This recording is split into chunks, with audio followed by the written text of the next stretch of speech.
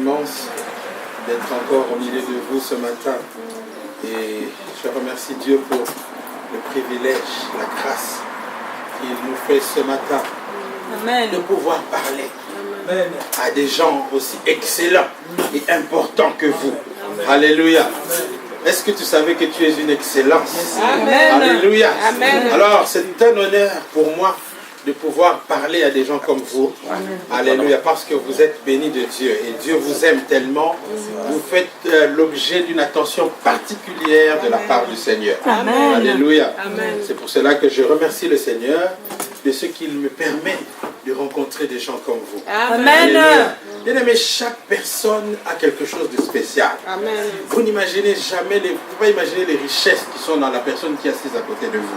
Amen. Nous devons voir les yeux spirituels pour voir qu'est-ce que Dieu a mis comme richesse. Et chaque personne est venue dans ce monde avec une mission. Et Dieu a mis dans chacun des grandes richesses, des grandes bénédictions.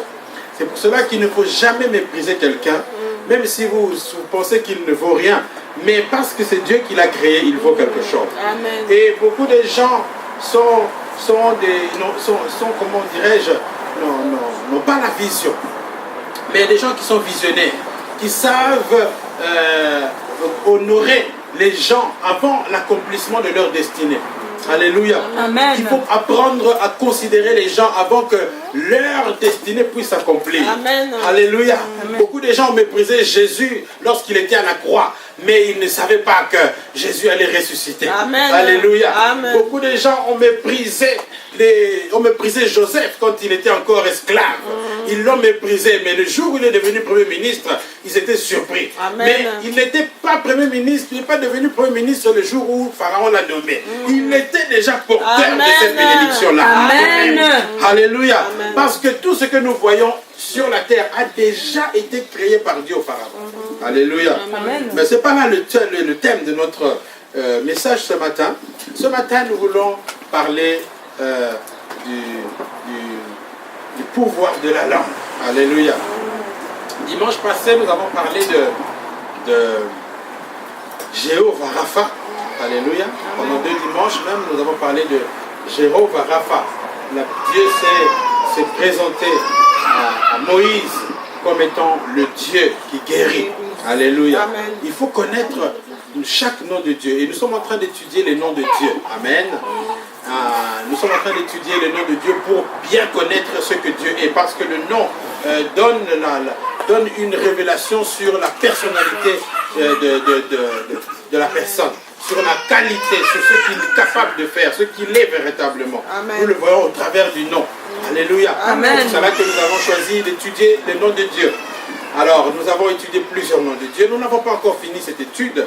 Nous allons continuer, mais aujourd'hui, Dieu nous pousse à faire une pause sur les noms de Dieu et nous voulons parler de quelque chose de très important, le pouvoir de la langue. Alléluia. Amen. Nous allons lire pour cela dans Proverbes chapitre 18. Proverbes 18.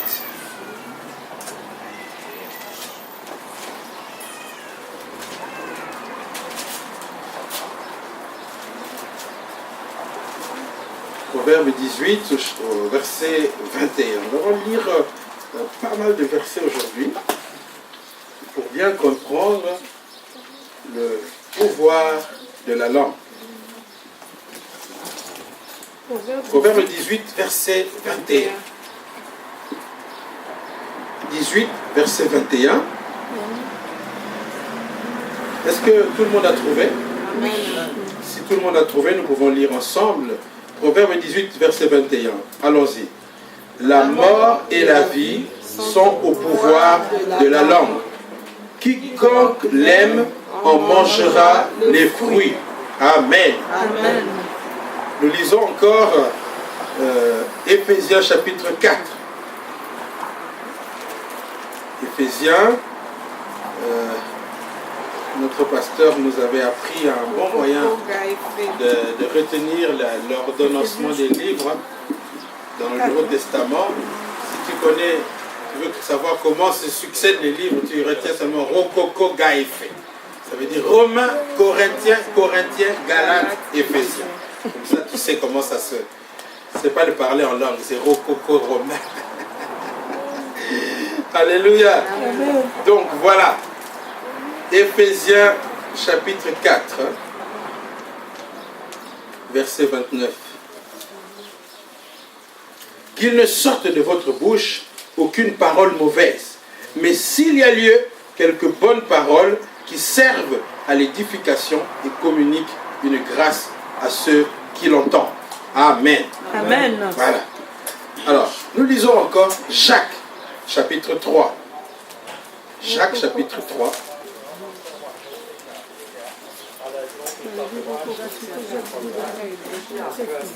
Jacques, c'est après Hébreu, chapitre 3, verset 6. Jacques 3, verset 6. La langue aussi est un feu. C'est le monde de l'iniquité.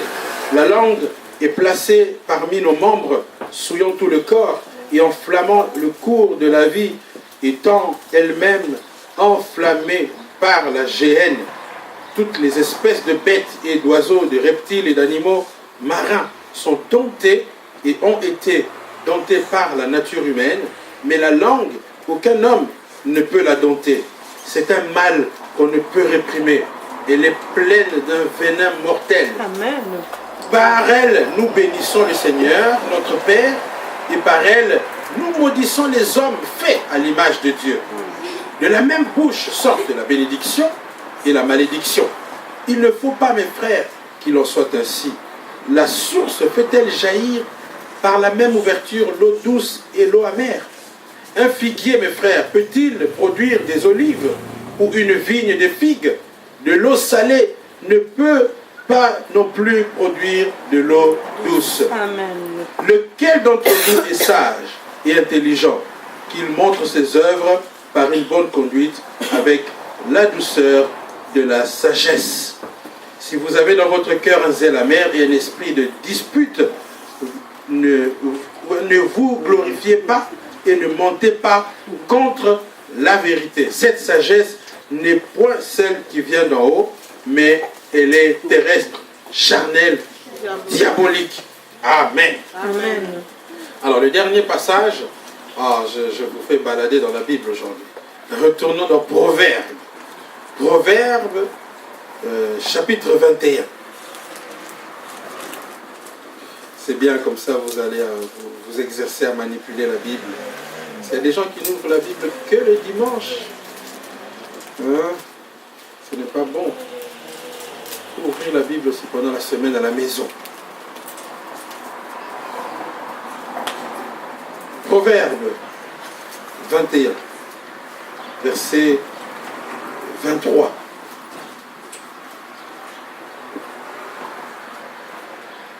Celui qui veille sur sa bouche et sur sa langue préserve son âme des angoisses. Amen. Amen. Celui qui veille sur sa bouche et son âme et sur sa langue préserve son âme des angoisses. Alléluia. Amen. Nous voulons parler ce matin du pouvoir de la langue.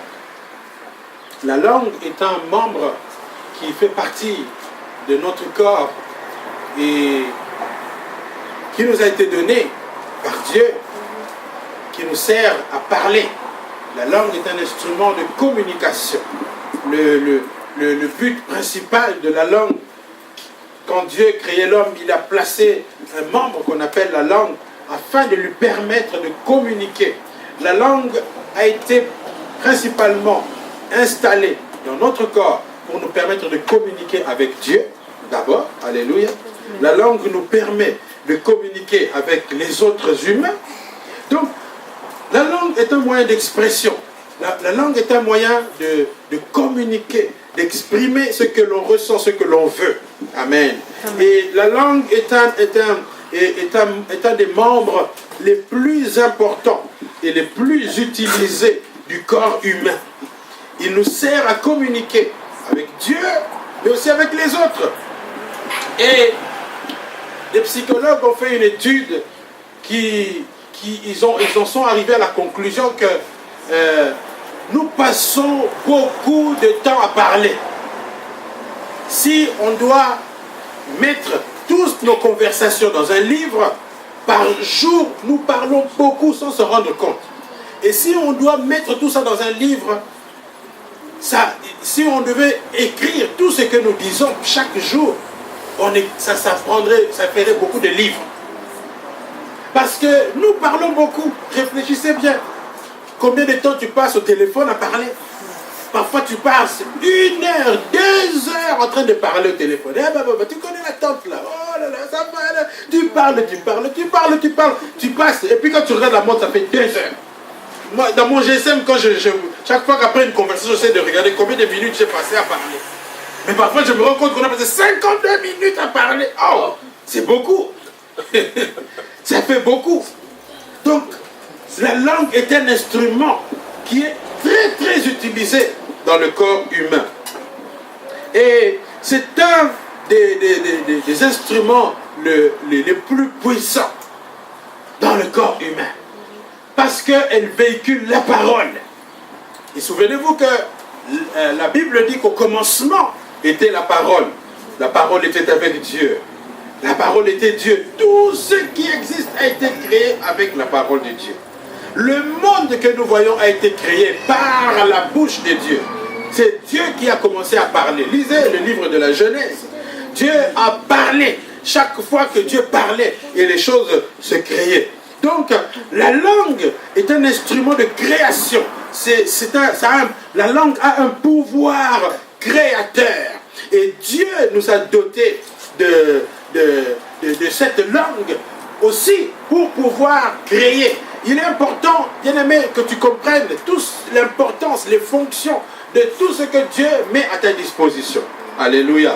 Pour que tu puisses bien utiliser un ordinateur, il faut que tu saches ce que l'ordinateur est capable de faire. Alléluia. Amen. Il y a beaucoup de gens qui ont des ordinateurs très puissants, mais c'est juste pour aller sur Facebook. Alors qu'avec un ordinateur très puissant, tu peux faire beaucoup de choses. Tu peux programmer l'ouverture des portes à la maison. Quand il y a des endroits, quand vous arrivez, dès que vous arrivez quelque part, leur porte s'ouvre toute seule. Mais c'est quoi? C'est un ordinateur qui travaille derrière. Donc, si tu ne comprends pas les capacités, les fonctions, les choses que Dieu met à ta disposition, tu vas les sous-utiliser. Tu vas rater les bénédictions qui sont mises à ta portée parce que tu ne comprends pas, tu ne connais pas la capacité des choses que Dieu a mises en toi. Alléluia. Amen. Et Dieu a mis en nous un membre important, la langue. Et je disais que la langue a un pouvoir créateur. Il faut que tu comprennes cela, que c'est au travers de la langue que tu peux créer des choses. Alléluia. Amen. La langue a pour but, premièrement, de bénir. Dieu a mis en nous cet instrument pour apporter la bénédiction. Alléluia. Amen. Donc, si nous devons faire vraiment attention à ce que Dieu met à notre disposition pour pouvoir en jouir. Et la langue est un instrument de création, disais-je, parce que Dieu a utilisé ça pour pouvoir créer le monde. Au moment de la création, regardez ce qui se passe. La Bible dit dans le livre de la Genèse, au chapitre 1er, verset 1er, que au commencement, Dieu créa les cieux et la terre. Et la Bible dit que la terre était informe et vide. Et les ténèbres régnaient sur la surface des eaux. Et il y avait les ténèbres sur toute la terre. La Bible dit que la terre était informe et vide. Et le mot qui a initialement été utilisé qui a été traduit pour dire que la terre était informe et vide, on appelle ça le tohu-bohu. Ça veut dire un désordre indescriptible. C'est pour dire, ici il y a le désordre, mais ça c'était vraiment un désordre trop important. Alléluia. C'était le désordre, le chaos total sur la terre. Et Dieu, la Bible dit que l'Esprit de Dieu se mouvait sur les eaux. Donc au commencement, c'était le chaos total. C'était le désordre. La Bible dit que la terre n'avait pas de forme. C'était vilain, c'était pas beau à voir. Comme vous voyez. voyez aujourd'hui, si vous allez dans les îles Maldives, je rêve d'aller aux vacances dans les îles Maldives, c'est le paradis sur la terre. Ou bien vous allez au Kivu, au Congo, c'est formidable, il y a des endroits paradisiaques dans ce monde. Si vous allez dans cette région de l'Est du Congo, vous allez voir des paysages extraordinaires, c'est trop beau, comme on n'en trouve pas en Belgique, parce que ça c'est vraiment, Dieu a pris le temps. Je crois que quand il est arrivé au Congo, il s'est stationné vraiment pour confectionner le Kivu, parce que c'est trop joli à voir. Amen. Alléluia. Mais avant, ce n'était pas comme ça. C'était le chaos total. La Bible dit que la terre n'avait pas de forme. Mais regardez ce que Dieu fait. Il va utiliser la langue. Il va parler au chaos. Il a commencé à parler. Amen. La Bible dit que Dieu dit que la lumière soit. Et la lumière fut. Dieu dit que ceci soit. Ceci fut. Dieu dit que quand il a parlé, chaque fois qu'il parlait, l'ordre commençait à prendre place. Amen. Alléluia. Amen. Bien aimé, nous devons comprendre qu'il y a un pouvoir. L'apôtre Paul dit, soyez mes imitateurs comme moi-même je le suis de Dieu. Soyez les imitateurs de Dieu. Bien aimé, quand Dieu était face au chaos, Dieu face à une terre informe et vide, il n'a pas utilisé sa bouche pour commencer à se plaindre. Il n'a pas utilisé sa bouche pour commencer à se lamenter ou pour commencer à confesser la situation qui était bizarre. Dieu n'a pas utilisé sa bouche pour commencer à se plaindre et à parler en négativement, en répétant ce qu'il voyait. Mais Dieu a parlé. Il a utilisé ça, la puissance de la langue, pour pouvoir amener à la création des choses qui n'existait pas. Amen. Alléluia. C'est pour dire qu'avec ta langue, bien aimé, tu as un pouvoir de création. Tu peux créer des choses. Si tu utilises bien cette langue, tu peux changer.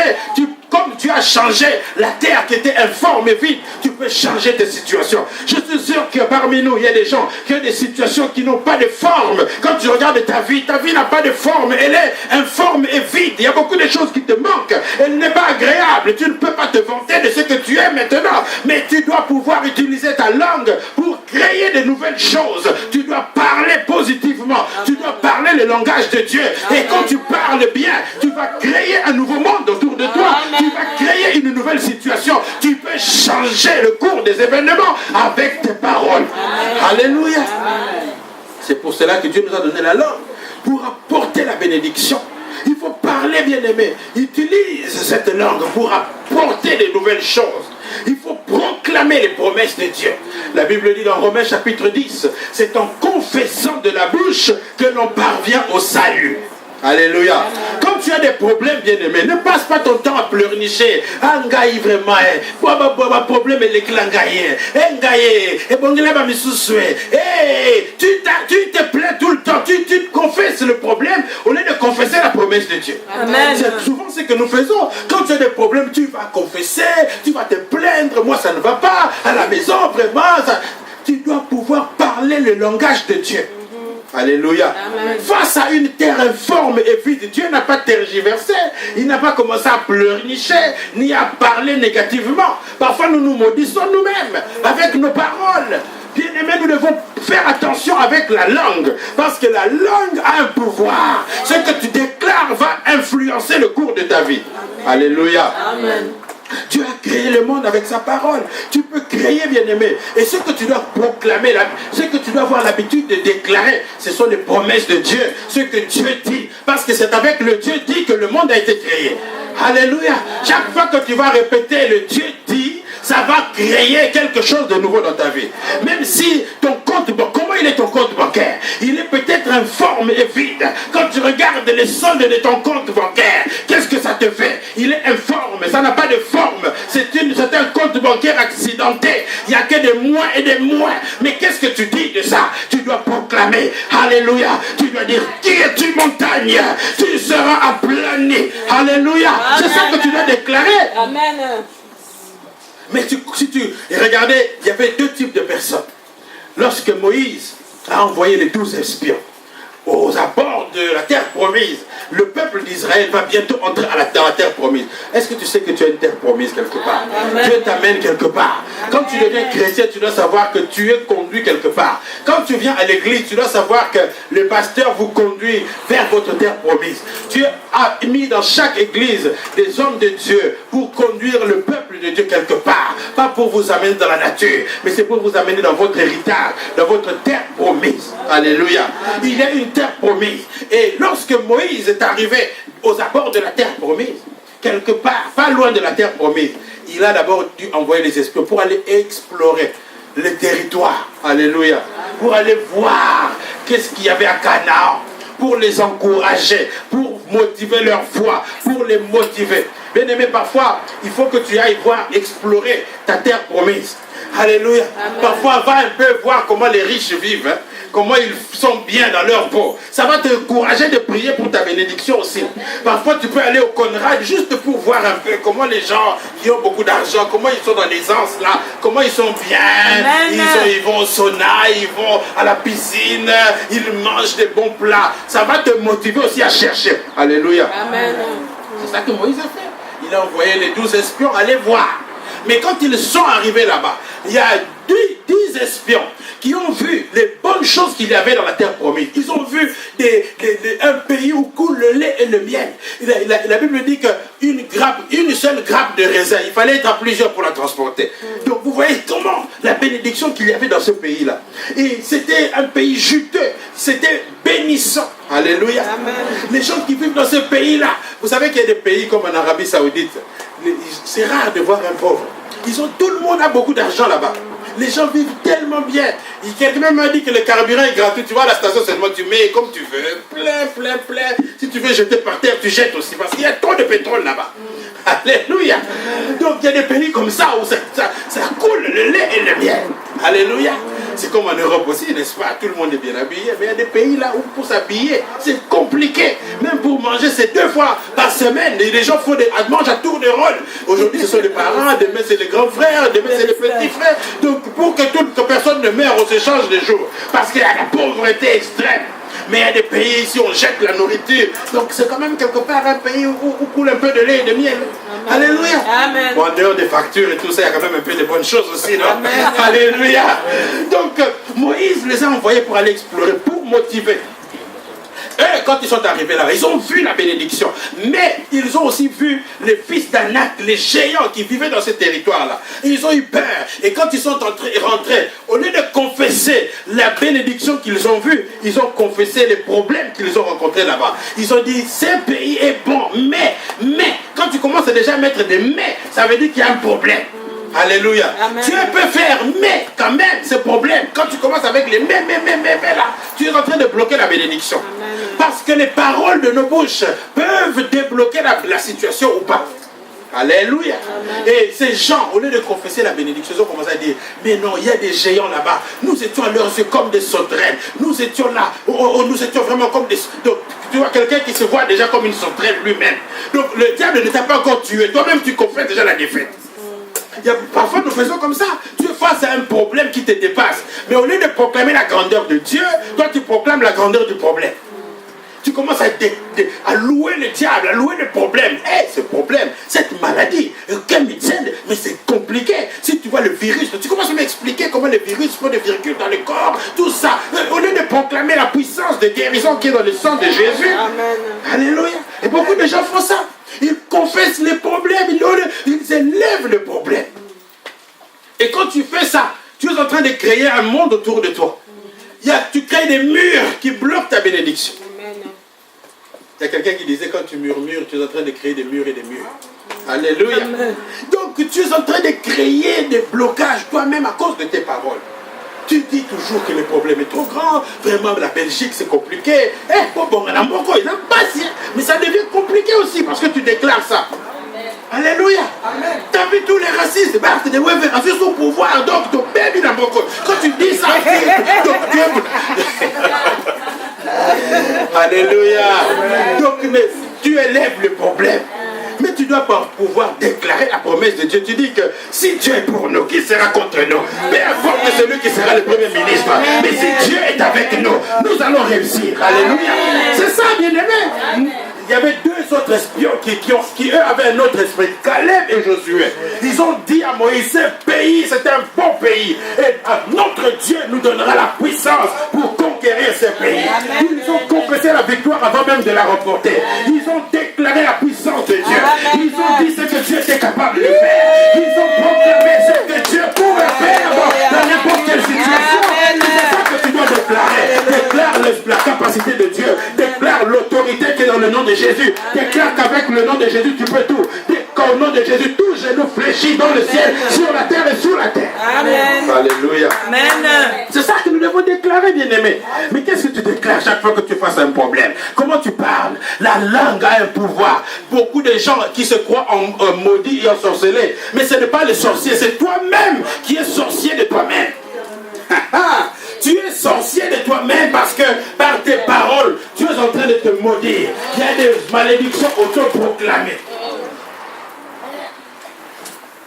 Tu proclames la malédiction toi-même chaque fois dans ta vie. Chaque fois que tu confesses la défaite, eh bien, tu vas échouer. Si tu es face à un examen trop difficile, Sharon, hein, où est-ce qu'elle est là? Sharon, quand l'examen est trop difficile, qu'est-ce que tu dis? Ah, whisky de mouillelec. Mouillelec. Non, ne déclare pas mouillelec. Tu dis, mets le compte. Dis que ça fait réussir.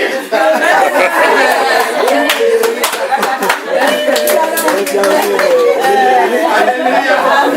Il paraît qu'en néerlandais, si tu connais pas le mot, tu prends le mot en français, tu mets un N à la fin. C'est réussir N. Alléluia. Bien-aimé, quand tu es face à une difficulté, tu dois déclarer ce que Dieu dit. Parce que ça ne sera plus toi qui vas agir en ce moment-là, ce sera Dieu qui va agir. Amen. Dieu peut te donner la solution à n'importe quel problème. Et tu dois savoir qu'il n'y a aucun problème qui est insurmontable. Vous savez que David devant Goliath, ce qu'il a fait, il a fait que déclarer les promesses de Dieu. La différence, pourquoi David a réussi à renverser Goliath et pas Saül et les autres? Parce que les autres avaient un langage de défaite, un langage défaitiste. Mais David avait un langage de vainqueur. Alléluia. Il parlait le langage de Dieu.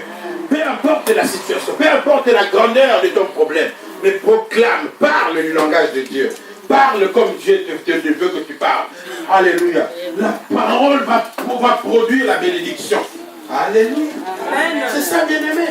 Et la langue a un pouvoir créateur. Et d'ailleurs, voyez-vous, même pour amener la présence de Dieu dans une salle. Alléluia. Comme quand nous venons à l'église, parfois tu peux sortir, tu ne sens pas vraiment une atmosphère terrible. Mais commencez seulement à louer le Seigneur. Commencez à adorer Dieu. Que les gens, avec un cœur sincère, que commencent à louer le Seigneur, vous allez voir que l'atmosphère va changer. Alléluia. Donc par nos paroles, nous pouvons changer l'atmosphère de notre culte. Ah, dans notre culte, il n'y a jamais d'onction, mais tu sais pas que si tu ne loues pas, c'est à cause de toi qu'il n'y a pas d'onction, justement. Tu te tais chaque fois que tu viens dans la présence de Dieu. Pourquoi? Parle, dis de grandes choses. Dis, Seigneur, tu es grand. Tu es un Dieu élevé. Vous savez que la parole a un pouvoir. Quand tu élèves quelqu'un avec tes paroles, vous savez qu'au Congo, il y a ce qu'on appelle les shege. Quand tu passes dans la rue, preso, il vient, il commence à preso. Yo, l'équipe ango. Donc, oh, preso. Alors, le preso, il ne se sent plus. L'argent qu'il avait en poche, il commence à sortir. Et mais voilà, c'est à cause de la puissance de ces paroles que tu as sorti l'argent. Alléluia. Amen. Alléluia. Gloire à Dieu. Tu veux que Dieu sorte toutes ces bénédictions-là de sa poche? Mais parle bien. Alléluia. Parle bien quand tu viens à la présence de Dieu. Pourquoi tu marches dans la bouche quand tu es dans la présence de Dieu? Parle. Mais quand, je ne comprends pas les gens, quand ils sont dans l'église, ils ne savent pas parler. Ils savent, tout à coup, là, ils deviennent muets. Mais laissez-les seulement sortir au téléphone, tu vas entendre comment ils parlent bien. Amen. Ils te sortent des mots et des mots. Ils enchaînent les maçons comme je ne sais pas comment. Mais quand ils sont dans la présence, au lieu de louer le Seigneur, de dire Nzambe, yo leki kaka. Alléluia. Dieu n'attend que ça. Dis seulement des choses.